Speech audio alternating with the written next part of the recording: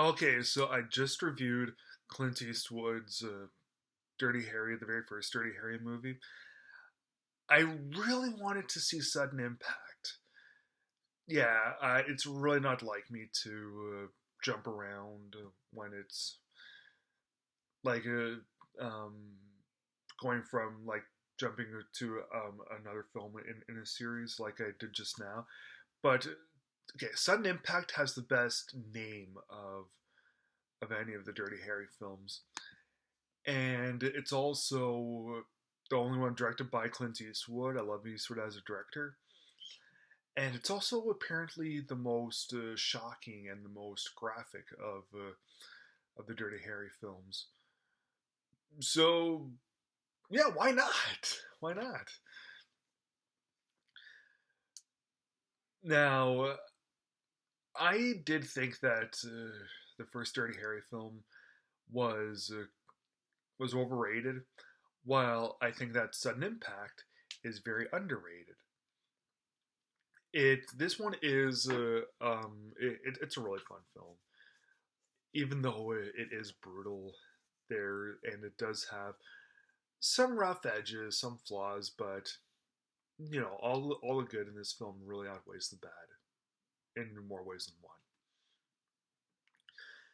So yeah, the Harry Callahan is still a San Francisco cop. There's still killers and bad guys on the loose. And this time we get more of a vigilante story in this, where Harry tries to really see what's going on instead of him trying to really nab um, the like whoever this killer is. I mean, like, yeah, he does destroy all these bad guys, but the main killer in this film, it's something that's quite different actually. He's so the movie opens up. Well, it doesn't really open up, but the movie starts with Harry um, dealing with these mobsters. One of the mobsters who happens to be Clemenza's replacement from The Godfather Part Two. Harry accidentally gives the man a heart attack, and so um, he's sent to do some vacation time, and he's able to destroy all those guys as henchmen. But the main bulk of the story deals with this vigilante who who's been targeting these specific men. She shoots them in the groin, shoots them in the head, and yeah, we get to know who this girl is right away. Well, we don't get to know exactly who she is, but in the first Dirty Harry film, we got to see who the bad guy was right away, who this sniper was. Same thing with this one. We get to see who this girl is right away.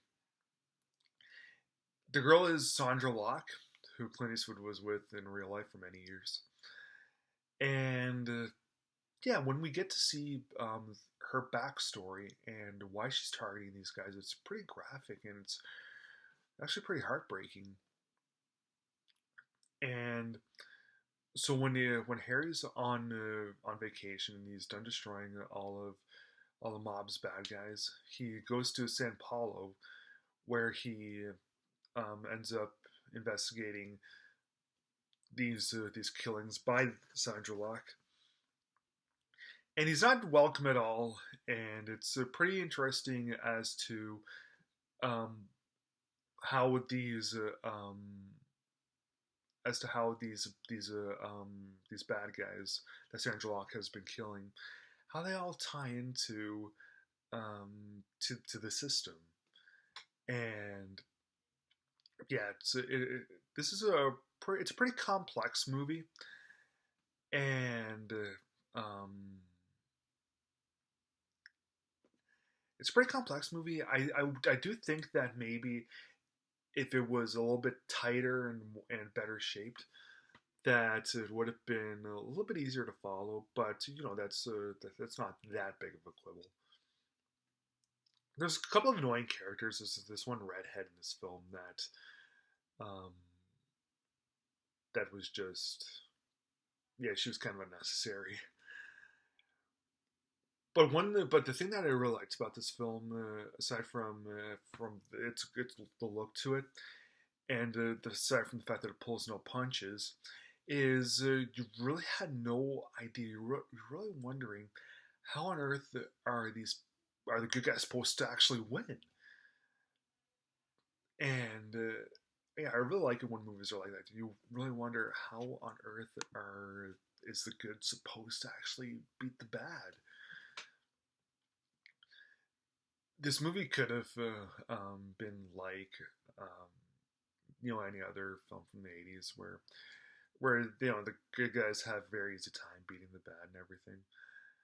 But yeah, due to with all the violence against women that's presented in this, and there's rape. Nothing really um, nothing really feels exploited in this. Everything feels as though it's maybe justified is the wrong word for this, but nothing feels like it's been exploited. And the way that all the bad guys are able to be destroyed when we really have no idea how on earth that can possibly happen. Very impressive stuff right here. Clint Eastwood, I don't want to say he was kind of in a rut in the '80s because let's face it, he wasn't. His best reviewed film in the '80s was Pale Rider, which was an old style western, kind of like Shane. My favorite Clint Eastwood film of the '80s was Heartbreak Ridge, which is kind of like Full Metal Jacket. But after seeing Sudden Impact, I changed my mind. Sudden Impact is my favorite Eastwood film of the '80s. And yeah, as I said before, the flaws in this film really don't take away from the good that this movie has to offer. It's able to it dwindles down the overall rating by just a little bit. So I'm going to give Sudden Impact 3.5 stars.